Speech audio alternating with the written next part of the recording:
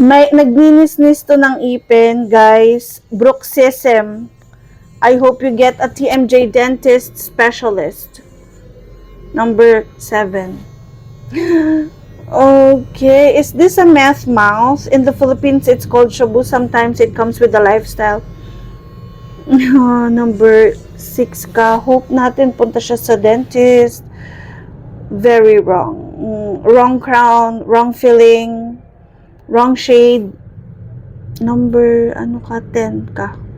Kasi, these are veneers. It's like a flower vase. It's too white. Di natin alam kung filter din. So, number 9 ka. Worse din yan. Worse. Guys. Is this another meth mouth that comes with the lifestyle? Caries yan. O yung mga nangingitim. Mga bacteria. Number 5. Hope natin makapunta siya sa dentista. Ito ay maganda. So, these are veneers that looks natural. We can rank it at number 1.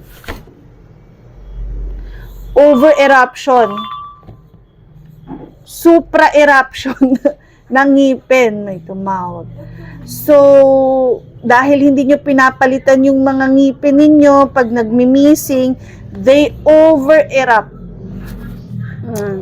Sige. Number 3 ka.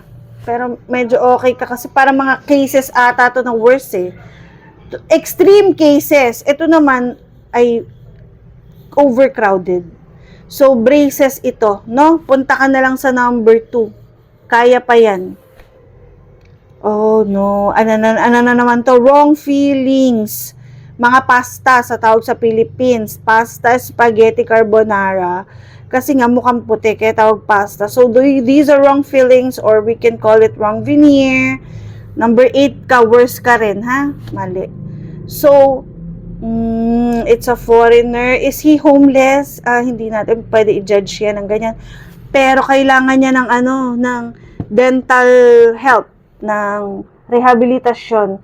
So, number 4 ka na lang kasi may pag-asa ka. Huwag ka mawawala ng pag-asa. Okay?